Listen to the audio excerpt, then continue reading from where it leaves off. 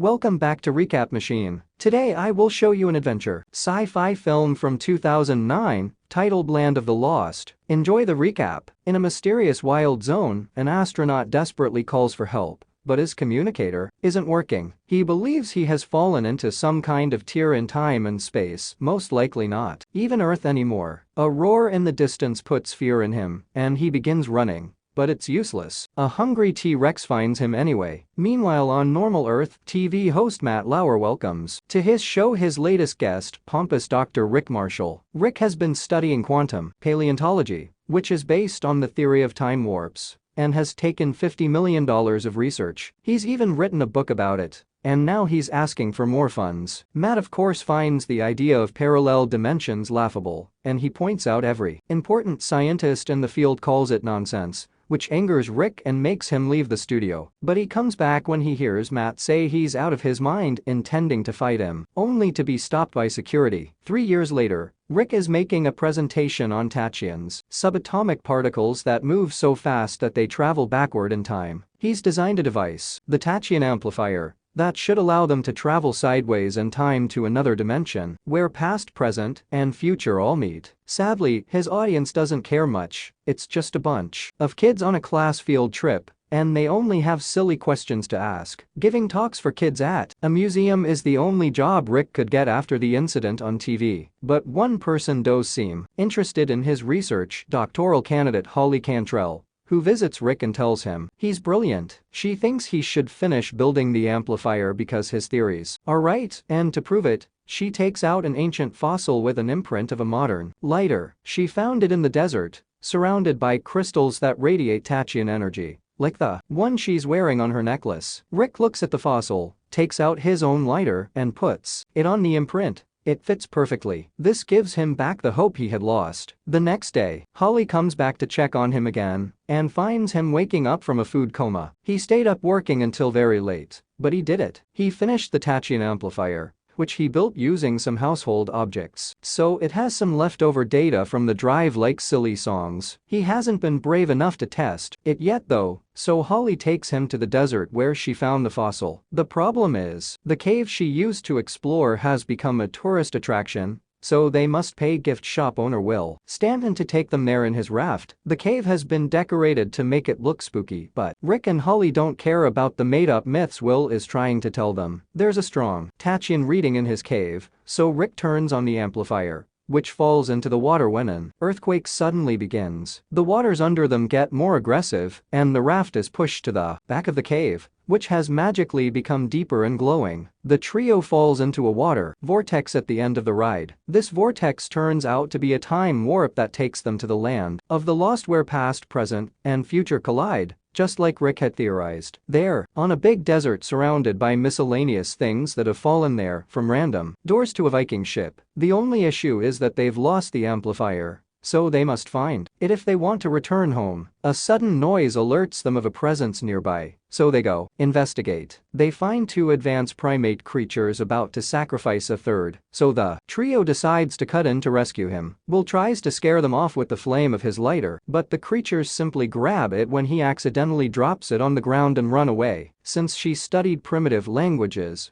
Holly approaches the third creature to show him their friends, and they learn his name is Chaka. Rick tries to check Chaka's wounded ankle, but this makes him freak out and run, so the trio goes after him. They end up falling into a hidden sandpit that takes them to an underground cave filled with bones. Sentient vines sneak on them from behind and grab them by the waist to hang them on a tree. So the group begins swinging from side to side to try to reach the trunk. A T-Rex appears on the opposite side and tries to eat them, but because of the swinging, he misses them and chomps on the vines instead. This frees the group and makes them fall to the ground, where they immediately start running away into the jungle, where they stop to take a picture of the T-Rex for proof before making their way into a mountain. Chaka has crossed a bridge and is trying to destroy it to stop the dinosaur from following him, so the trio must run extra quickly so they aren't left behind. They cross to the other side just in time, and when the T-Rex sees how narrow the bridge is, it decides the risk isn't worthy and leaves. It changes its mind however, when it hears Rick say its brain is the size of a walnut, so it turns around and jumps over the gap to go after them again. The group begins running once more and enters a different cave with an entrance too small for the T-Rex to go through, so this time it gives up for good. We'll assure the dinosaur has been looking specifically at Rick, and Holly decides to call it Grumpy. Inside this cave, Chaka finds the skeletons of 2 humans and a bunch of their stuff, including a record player, so they decide to camp there for the night. With Holly acting as his interpreter, Chaka tells them more about his life. He's the prince of his people and has been the victim of a treacherous plot to steal his throne. His only crime is to love too much, and he thinks he's been treated too harshly, simply because he's pooped in the village.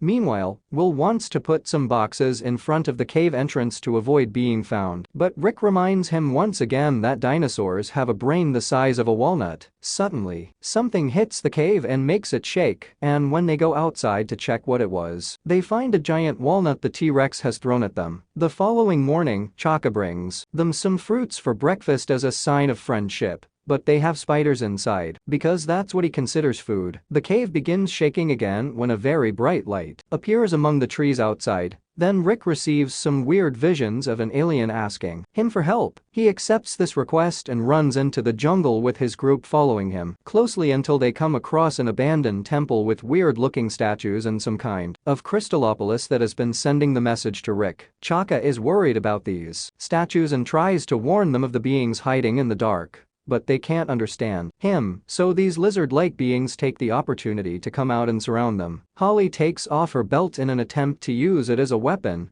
and that gives Rick an idea. He uses the belt buckle to reflect sunlight on the statues and then the obelisk, opening a portal. They enter, but the beings can't. This portal takes them to a pocket dimension where the alien from Rick's vision Enoch hides. He explains the creatures outside are Sleestaks, and they are trying to take over the world by using the power of the crystals. To defeat them, he needs the Tachyon amplifier to unleash the full power of the crystals. That way he could also send the trio home. Will doesn't trust this guy, but Rick accepts to help. The group goes back to the jungle where Rick makes a miniature map of the area to try to form a plan to find the amplifier. The first step is using dinosaur urine he's gathered overnight to cover up their human scent. Rick showers himself with it twice, but his friends refuse to do it too. The plan turns out to be pointless though, because Chaka shows up then and asks them to follow him to some clues he's found. They return to the desert to an area that Holly images to be the entry point because it's filled with random things, including their raft. When an ice cream truck falls from another time wrap, a bunch of dinosaurs shows up to feed on the ice cream man, including Grumpy and his girlfriend, who are a very territorial species. This means they smell the urine and decide to go after the group. The party begins running in different directions and Grumpy manages to catch Rick, but he frees himself when his laser pointer gets Grumpy in the eyes and makes him drop him. After hiding in various buildings and vehicles the dinosaurs keep destroying, Rick hides behind a big rock and finds a tank of liquid nitrogen, which he picks up and takes to a catapult that Holly and Will prepare for him. The tank is shot into the female dinosaur's mouth, making it explode in million pieces and revealing the amplifier, which had been in her stomach all along. Before they can reach it though, a little dinosaur tries to grab it, and a pteranodon comes in and takes it to its nest when hunting the smaller prey. This makes Rick give up on their search, and Holly is hurt by this decision, because she had thrown her future in science away for following him in his crazy theories. She, Will, and Chaka go back to the jungle to camp for the night, and Holly translates a bit more of what Chaka tells them about his life. He misses his tribe, which is nomadic and lives where food is. The women serve all the men's needs, and as the prince, Chaka has a harem of his own. He thinks they're ugly,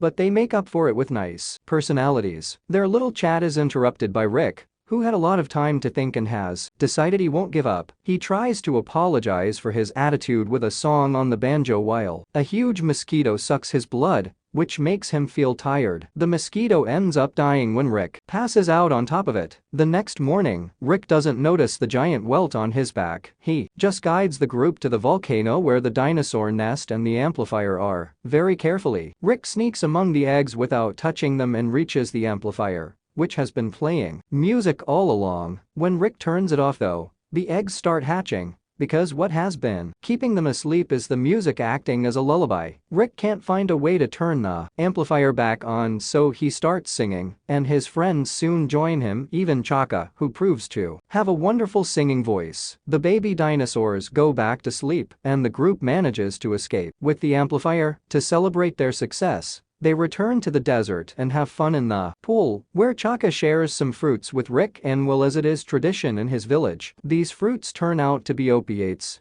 So while the three men wait for the effects to pass, Holly tries out the amplifier. It makes another crystal obelisk appear in the middle of the desert, and she enters it to find a cave inside with dinosaur eggs. So she keeps one. There is also a hologram with a message from the natives with a warning. Enoch is actually the bad guy and he's trying to get the power of the crystals for himself. Before Holly can run back to tell her friends though, she's captured by a Sleestack. Meanwhile, the men fall asleep after eating a giant crab that fell in a hot spring and got boiled. The following morning, they discover Holly is gone, so Rick sends Chaka on a mission. While he and Will explore the obelisk cave, there are Sleestack's guards around taking a break to shed, so the men steal their shed skins to put them on and pretend to be Sleestacks too. They follow the creatures to the temple where Holly is in a cage about to be lowered in lava for having helped Enoch. So now Rick and Will know the truth as well. The Sleestacks want to capture them too. So Rick jumps on Holly's cage and begins swinging it from side to side to hit each creature and push them into the lava. The two of them jump out of the cage before it falls and they kiss. Then Holly tells them to hurry up and leave before Enoch finds them. There's a little problem though. They had already sent Chaka to get him. Enoch appears then with an army of Sleestacks he's mind-controlling with a crystal of his own and steals the amplifier before making Grumpy appear to take care of them. Rick decides he mustn't run anymore. So after sending Holly away for her own safety, he confronts the T-Rex. He tries to use some of the fireworks Will had in his pocket, but they don't work, so he throws them away together with his lighter, which creates the fossil Holly found. Next, he uses a staff the Sleestack priest had been holding to try a pole vault, but Grumpy simply swallows him when he's in the middle of the air. Since Rick was his only goal, Grumpy ignores the others and leaves. So now the Sleestacks return to the temple. Enoch enters the obelisk and begins working the amplifier on the crystals while the group tries to fight off the Sleestacks. But there are too many of them. Suddenly, some powerful help arrives. It's Rick riding on Grumpy, who easily defeats all the enemies that surround them. Holly and Will want to know how he's alive, so Rick tells them Grumpy pooped him out. And when he was making his way out, he dislodged some intestinal blockage. Grumpy is thankful for that. So the two of them are now friends. The group enters the obelisk portal and finds Enoch, who has already opened a time wrap to Earth. Rick jumps on him and wrestles him on the ground, but when Will tries to help, he tilts the crystal tray and makes one fall, shattering it. This causes the door to close, so Rick thinks quickly and grabs Holly's crystal necklace to replace the one that broke. The door opens again. So Rick and Holly rush towards it to escape, but Enoch grabs Will and prevents him from doing the same. With the help of Chaka, Will pulls a wrestling move and captures Enoch before telling his friends to leave without him. He barely had a life back on Earth, so he is staying here with Chaka and starting over. Holly and Rick enter the portal and return to Earth, right at the entrance of the tourist cave in the desert. Meanwhile, Chaka takes Will with him to meet his tribe, where the women he called ugly are actually very human-like. So Will is happy to befriend them. A year later, Rick appears on TV again to rub his success on Matt Lauer's face. He shows everyone a dinosaur egg Holly brought with her and promotes his new book that has been titled after Matt, which causes him to jump on him to punch him. After the show is over, the egg hatches while resting on the table and reveals it's not from a dinosaur. There is a baby Sleestack inside. Thanks for watching. Like and subscribe for more. Also, what did you think of this film? Let me know in the comments below along with a movie you want to see recapped.